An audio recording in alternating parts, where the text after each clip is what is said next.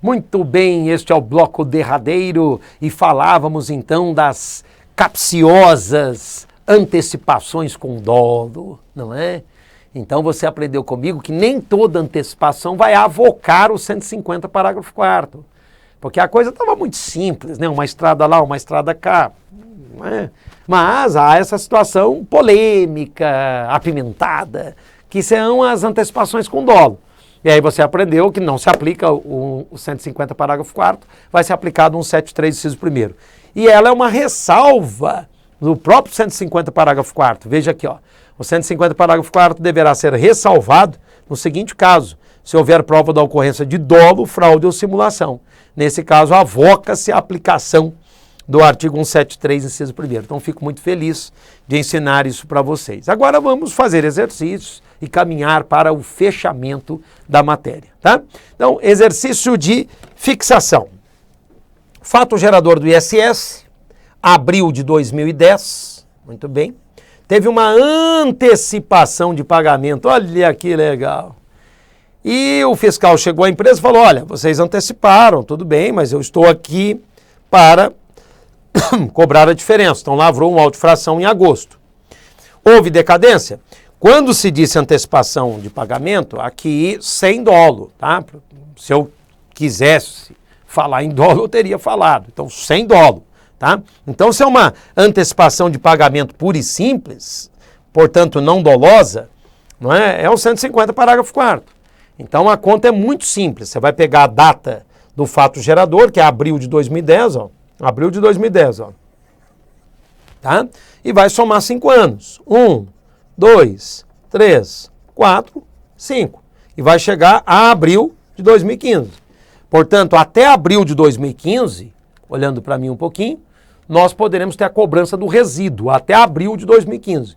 Vamos ver quando que houve a cobrança do resíduo? Está aqui, ó, agosto de 2015. Ou seja, para além do termo adquem. Até rima, ó. Para além do termo adquem. Portanto, houve o quê? Decadência. Está aqui o gabarito, olha que legal. Olha, professor, muito jóia. Então, fizemos aí um exercício de fixação do 150 parágrafo 4º. Agora vamos fazer um outro, ó. E o mais legal é que eu trabalho com as mesmas variáveis para você tirar a conclusão, que já foi anunciada, de que um prazo é maior do que o outro. Ó. As mesmas variáveis, ó. Fato gerador, abril de 2010, auto-infração, agosto de 2015, só que agora houve o quê? Falta de pagamento. Falta. E aí a pergunta é, houve decadência? Artigo 173, inciso 1º. Quer aplicar o macete comigo? A gente pode aplicá-lo lentamente. Quem se lembra dos 3 passos? Pegue o ano do fato gerador, some 5 anos, trabalhe com 31/12. Então vamos lá. Pegue o ano do fato gerador. Ano do fato gerador está aqui, 2010. Não, 2010. Some 5 anos, 2015. Trabalhe com 31/12. Está aqui, ó. Só pode ter autuação até o último dia de 2015, 31/12. Então, nós concluímos, ó, primeiro dia do exercício seguinte, aqui eu fiz pelo outro método, dá na mesma, obviamente. 1/1 de 2011, cheguei a 1/1 de 2016. E aí, o lançamento só pode acontecer até o último dia de 2015.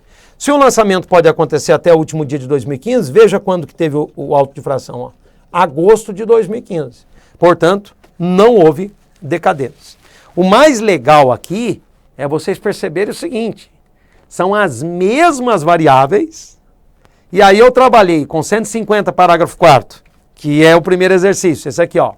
Houve decadência porque só poderia haver a cobrança até abril de 2015, ele chegou em agosto. Então houve decadência. E aí, as mesmas variáveis, trabalhando-se com o 173, inciso 1º, já não dá decadência. Isso prova, de modo cabal, né, que o prazo do 173, inciso 1º, é mais elástico que o do 150. Porque, de repente, eu lhe mostrei e você não acreditou. Não estou acreditando que um prazo é maior do que o outro. Como não está acreditando? Primeiro dia do exercício seguinte, aquele lançamento poderia ter sido efetuado. E o termo marcou aqui a data do fato gerador. Mas aí eu peguei e provei pelo exercício. Pelo 150, parágrafo 4º, houve decadência. Pelo 173, inciso 1º, não houve decadência. Estamos bem? Então, com isso, eu encerro aqui a parte de exercícios e agora eu vou terminar aqui a aula com um quadro maravilhoso que vai ser mais bem detalhado na aula de prescrição, mas você já começa a se preparar para ele, tá? Se preparar para esse quadro. Você não vai ter todos os elementos para compreendê-lo hoje, esses elementos virão na aula de prescrição, se eu não me engano eu também a ministro, né? E assim você vai ter essas duas importantíssimas matérias para a sua vida, tendo aprendido aqui comigo, tá? Esse quadro, ele mostra o seguinte, que a entrega de declaração, quando você entrega uma DCTF, por exemplo, para o STJ, isso já constitui o crédito tributário. Então, se já constituiu o crédito tributário, a partir dali só tem cogitação de prescrição. Porque se você entrega uma declaração e suponhamos que você não pague o tributo prévio e corretamente declarado, não dá para o fisco vir e lançar esse tributo. Então a cogitação ela é de prescrição. O fisco já vai poder, na linha do tempo, inscrever em dívida ativa, extrair a CDA e executar. Por isso que o cliente sempre vai se perguntar, né? Eu declaro ou não declaro? Aí você vai falar, olha, tem que declarar e tem que pagar. É assim que se faz, declare e pague. Né? Aí ele fala, não, mas eu quero declarar e não pagar. Você fala, não, isso é péssima estratégia, porque você já constituiu o crédito, ele já vai te executar. Ah, e se eu não declarar? Nossa, piorou, porque aí já dá sonegação fiscal, você vai ter consequências até de ordem criminal. Então, o melhor dos mundos, declarar e pagar, óbvio. Então aqui eu brinco com vocês com decadência e prescrição, esse quadro é de minha autoria, está no manual e insisto, se você não conseguir compreendê-lo totalmente, não tem problema, a compreensão integral virá com a aula de prescrição. Agora é só para você adoçar a sua boca e ficar curioso, curiosa com essa matéria, tá? Ilustração constante do nosso manual, 8ª edição, nós já estamos aí na 10ª edição, né, 2018, eu preciso atualizar isso daqui, ó. Tá? Mas o quadrinho vem em todas as edições, tá? Então, prescrição e decadência nos lançamentos por homologação, visão do STJ. Aqui tem o deve declarar, aqui tem o declara, aqui tem o paga e aqui tem o correm os prazos, tá? Então vamos lá. O camarada deve declarar 100. Quando ele declara, ele constitui o crédito tributário, tá? Então ele declarou 100, constituiu o crédito. Foi lá, pagou 100. Opa, se ele pagou 100, crédito tributário extinto, não tem cogitação nem de decadência, nem prescrição, extinção do crédito. Camarada deve declarar 100. Né? Ele não declara. Quando ele não declara, ele não constitui o crédito. Né? Se ele não declarou, ele não vai ter nada para pagar. Então, como ele não constituiu o crédito, o fisco tem que vir e constituir o crédito. Então, a cogitação ela é de decadência e pela súmula 555, o prazo é o do 173, inciso 1º, né? Do CTN. Então, muito legal essa segunda linha, tá? Agora, o camarada deve declarar 100. E aí ele declara o 100 e não paga nada.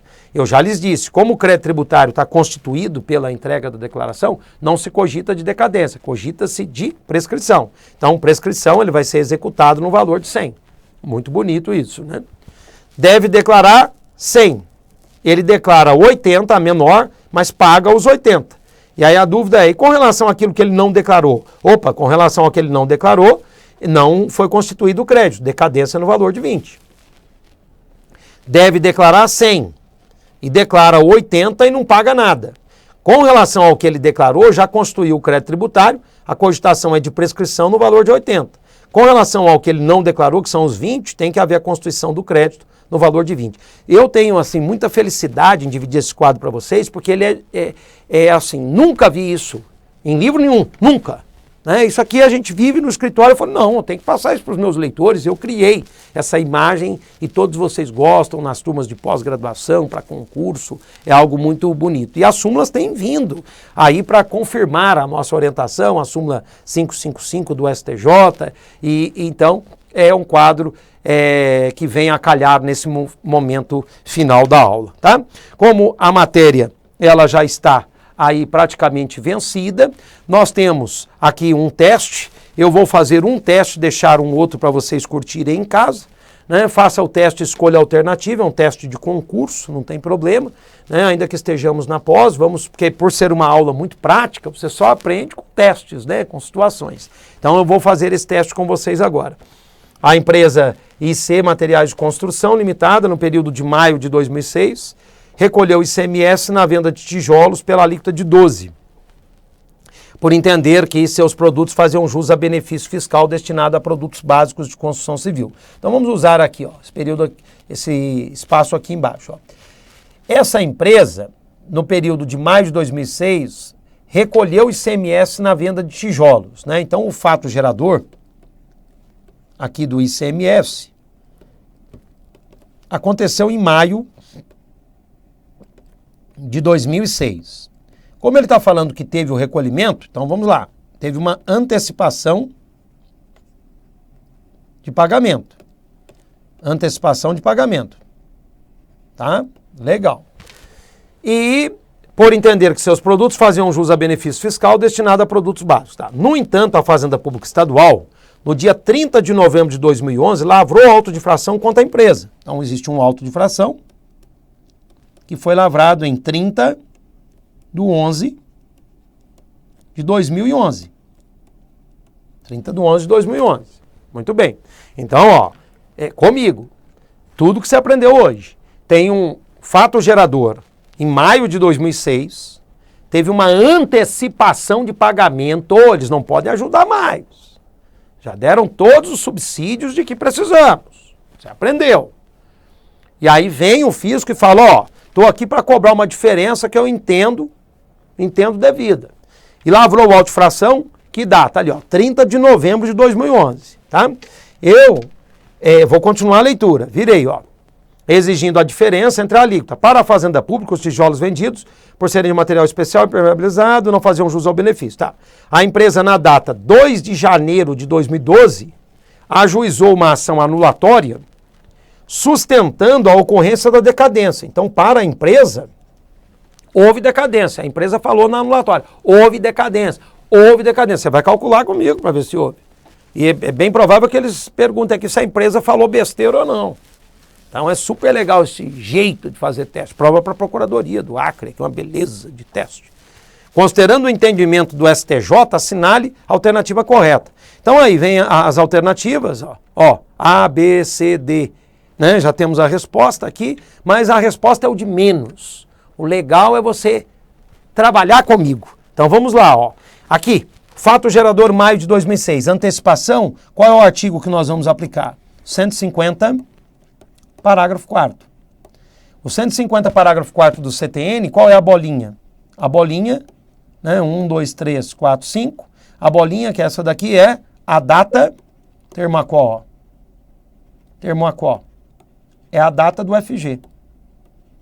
Data do FG. Então você vai pegar a data do FG e vai somar 5 anos. FG, maio de 2006. Somando os 5 anos, maio de 2011.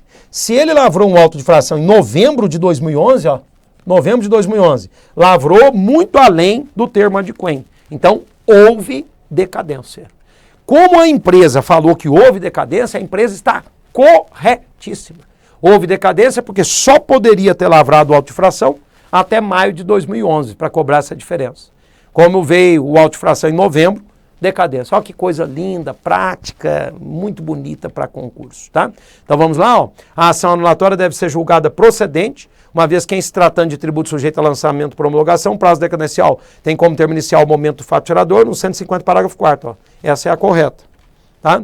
A ação anulatória deve ser julgada improcedente, já paramos de ler, ainda apareceu 173, ó, não tem nada a ver com a antecipação, você já para de ler na hora, né?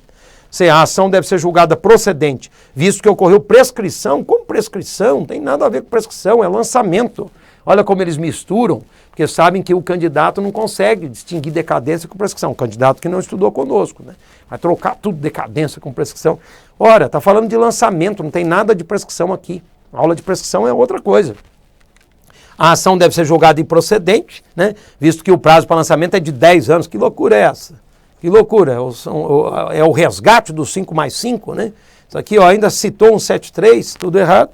E, portanto, alternativa A. Então, olha aqui, beleza. Vou deixar para vocês mais um teste, que na verdade é o número 2. Vou trocar aqui esse numerinho 3, é o número 2, tá?